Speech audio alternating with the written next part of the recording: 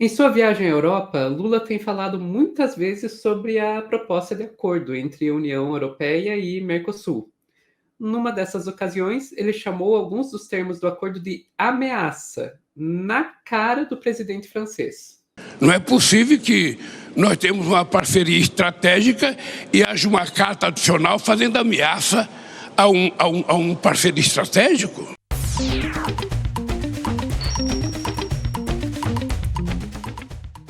Ok, então o Lula está, nesse momento, né, dia 23/6, na França, na cúpula do novo Pacto de Financiamento Global.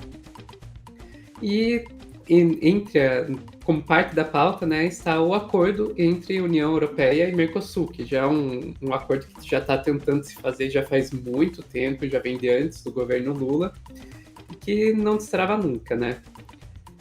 Um dos temas que está pegando bastante é uma tal de carta adicional, foi algumas exigências que foram colocadas depois da proposta inicial do acordo, e que já está causando problema já faz algum tempo. Eu vou explicar isso, mas primeiro vamos ver o Lula falando dessa tal carta adicional. Tem que ser mais justo. Eu estou doido para fazer um acordo com a União Europeia, mas não é possível.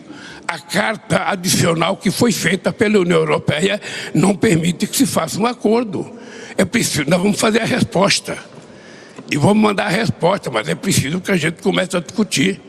Não é possível que nós temos uma parceria estratégica e haja uma carta adicional fazendo ameaça a um parceiro estratégico.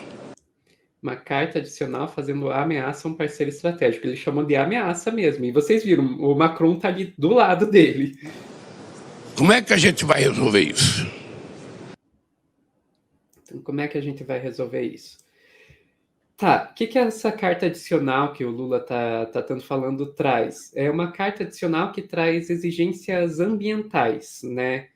Que o Lula já está reclamando disso já há algum tempo, né? Ele disse exatamente a mesma coisa, né? Que essa carta adicional torna impossível fazer esse acordo ontem, dia 22 de junho, em Roma, né? Porque essa carta ela traz exigências ambientais que, de acordo com o Lula, nem os próprios europeus conseguiriam cumprir o que aquela carta está exigindo. E, na verdade, essa polêmica aí vem de muito tempo antes, né? Essa carta adicional, ela vazou, ela não foi divulgada, ela vazou alguns meses antes e causou polêmica até mesmo dentro dos próprios grupos ambientalistas, né? Então rolou aí a acusação de greenwashing, né? Que é aquele termo para dizer que é fazer parecer uma coisa ambiental, bonitinha, algo que na verdade não é. Então tem aqui, por exemplo, essa reportagem de março do jornal O Eco, colocando, né, no documento, europeus fazem exigências ao Brasil que jamais impuseram em outros acordos, mas sem que tais exigências de fato resultem na queda do desmatamento. Então, fazer exigência não é o problema é que as exigências não fazem aquilo que elas se propõem a fazer.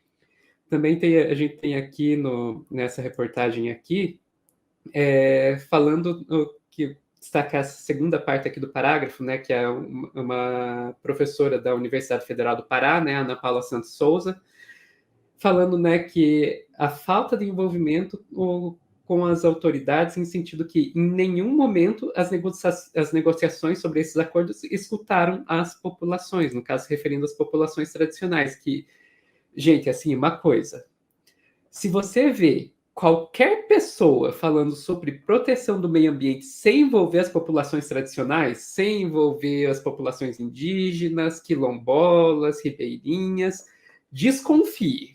Desconfie. Não estou nem falando só de gringo, nem falando só da direita, qualquer um, pode ser até do nosso campo político, se começa a falar, não, vamos proteger o meio ambiente sem envolver as populações tradicionais, boa coisa não é. Então, assim, existem boas razões para a gente questionar aí, de fato, termos essa carta adicional. E isso deixar bem claro, né, que aqui no Meteoro a gente sempre levanta esse ponto que a gente não tem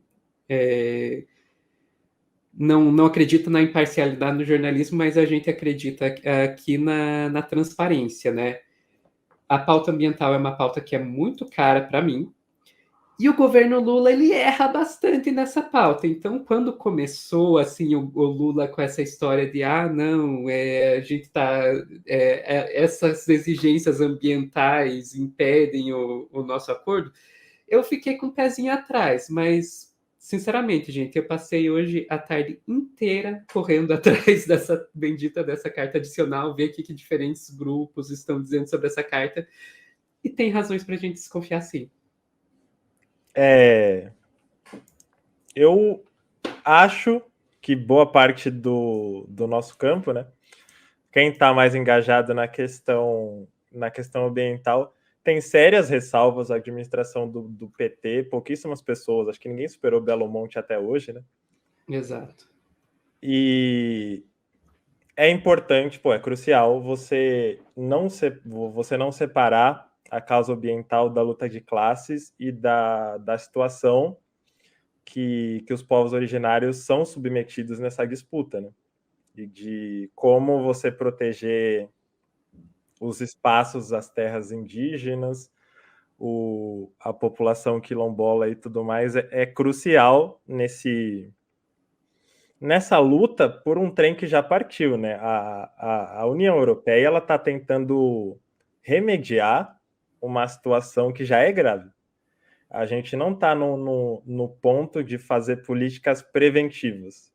A gente está tentando evitar o estrago para as próximas décadas e só está doendo neles agora porque esse estrago politicamente, financeiramente, socialmente vai bater nos países da Europa, vai bater em quem tem mais poder financeiro, seja pela própria repercussão negativa, né, por como essas pautas ficaram mais difundidas na sociedade em geral, mas também o impacto que isso vai ter na organização social dos países europeus, né? Eles têm um histórico muito grande de refugiados de guerra e eles estão pensando já na questão de refugiados climáticos, né? E tentar... Acho que a maneira... Você tentar separar a luta de classes e principalmente a luta indígena disso é tentar deixar esse discurso mais... Não sei nem a palavra, mas parece que se você fala de classes indígenas, população preta e tudo mais, parece que tem uma resistência maior. Então, eles estão tentando deixar mais palatável nesses espaços, mas é irresponsável, né? É muito raso para a urgência do debate. Dito isso, eu acho que no restante da coisa...